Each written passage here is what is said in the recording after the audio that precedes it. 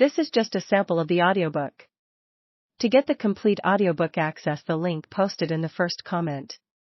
Nowhere, on the pretext of being a second cousin or something of Evie's, though she didn't seem particularly keen to acknowledge the relationship.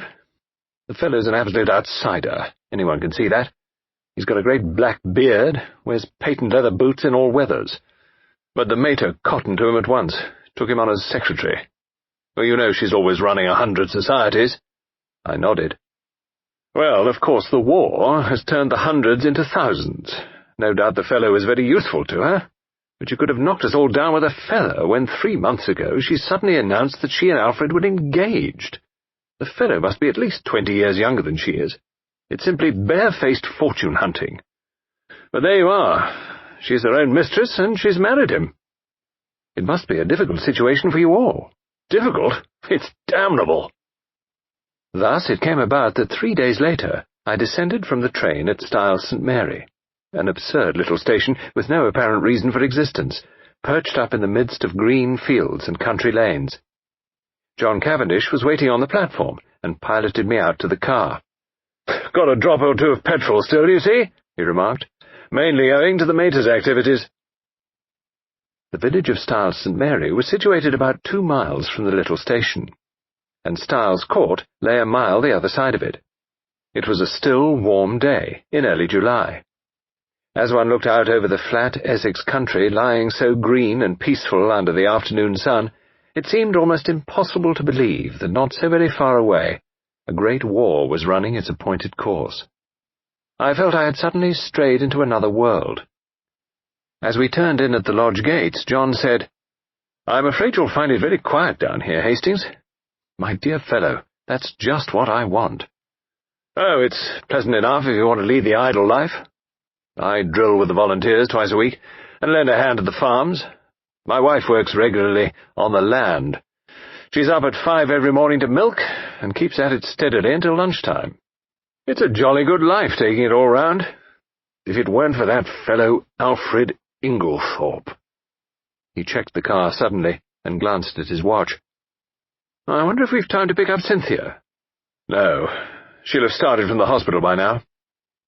"Cynthia? That's not your wife?" "No, Cynthia's a protégée of my mother's, the daughter of an old schoolfellow of hers, who married a rascally solicitor. He came a cropper, and the girl was left an orphan and penniless. My mother came to the rescue, and Cynthia has been with us nearly 2 years now. She works in the Red Cross Hospital at Tadminster, 7 miles away." As he spoke the last words, we drew up in front of the fine old house.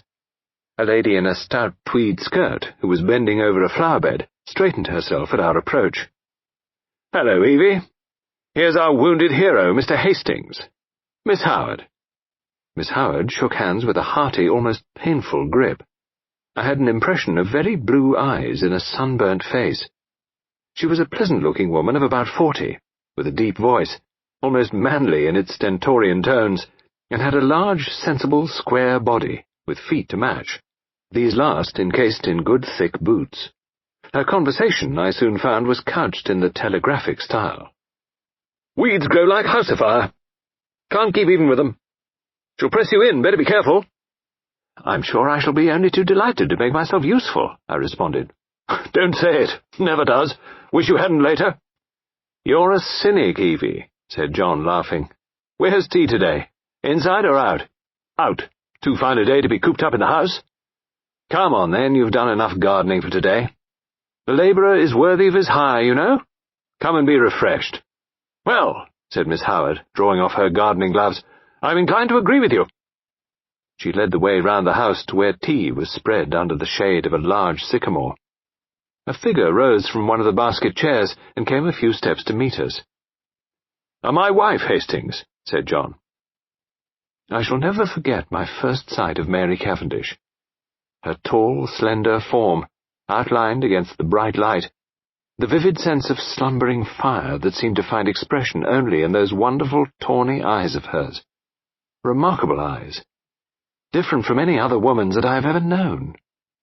The intense power of stillness she possessed, which nevertheless conveyed the impression of a wild, untamed spirit in an exquisitely civilized body. All these things are burnt into my memory.